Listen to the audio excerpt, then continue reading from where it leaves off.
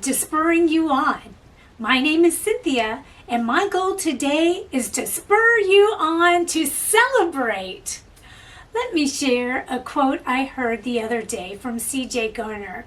It says, "Celebrate what God has already done for you, and don't worry about how much farther your destination may be." Let me say that again. Celebrate what God has already done in your life, and don't worry about how much farther your destination may be. Let's take a look at the first part of that quote. Celebrate what God has already done for you. I love celebrations, and I believe that God does too.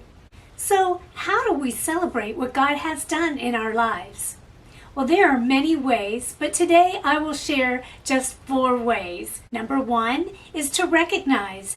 It is important for us to take notice of the blessings that God has given us, even in the midst of difficult times. We have family, friends, food, shelter, clothing, material possessions. Those are all blessings from the Lord. And what about the things that He has kept us from? Possible troubles that have not come our way. In order to recognize, we must take the time to pause and think. Can you just pause for a moment and think about what God has done for you? 2, express gratitude aloud. Expressing gratitude is a great way to celebrate. Instead of complaining, tell someone about the blessings that you've received. Did you know that it was scientifically proven that when you express your thanks, that it is a brain booster? We could all use a little bit of that. So I'm going to give myself a boost right now and thank you for watching today. 3, another way to celebrate what God has done in your life is to write down the blessings that He has given you in a journal. This is what I call my blessings journal. It is a memorial to me of God's goodness in my life. I love to write down every little blessing that He gives me. It is a wonderful way to be reminded of what God has done in my life. I write the date and the blessing and how the blessing came. Number 4, have a brag on God party. Yes, throw a party. I had a brag on God party several years ago, and everyone brought party foods. We ate, sat in a circle, and everyone took turns sharing about what God had done in their lives. Oh, what a wonderful night it was. I will be throwing a party this coming Sunday night, December 6th at 6 o'clock, and you are invited. It's going to be Zoom style, so if you would like to attend this party, let me know in the comments below and I'll send you a link. I asked a 77-year-old woman who has been in debilitating pain for decades if she has anything to be thankful for on the days when she can barely get out of bed because of the pain. And she said, yes, there's always something to be thankful for, like shelter and food. And then she continued to say that she does her best to get her mind off of the pain.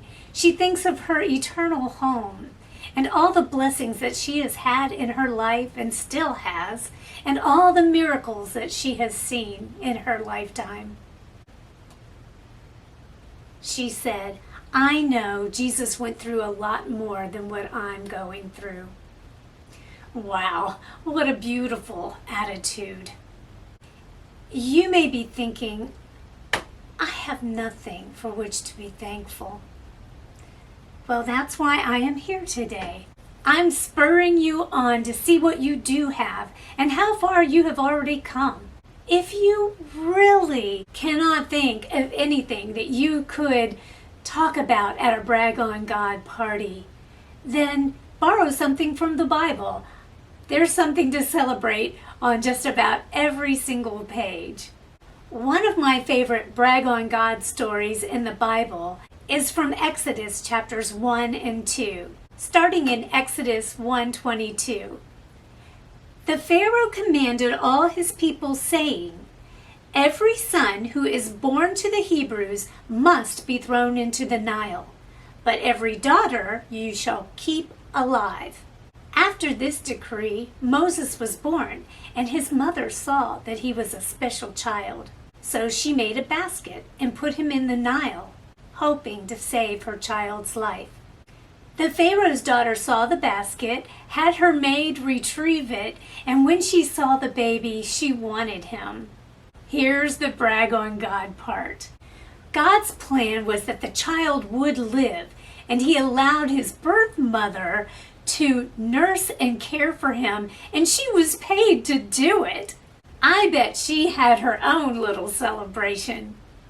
How about you? Are you ready to celebrate?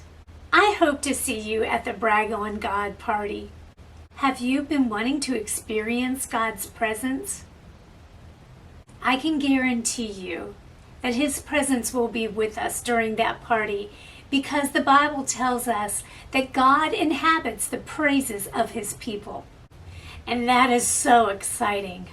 Well, I would like to spur you on, so you can let me know in the comments below how I can do that. And you can spur me on by giving this video a thumbs up and subscribing. Comments and sharing this video with others is also a blessing. Until the next time, I'm spurring you on toward love and good deeds.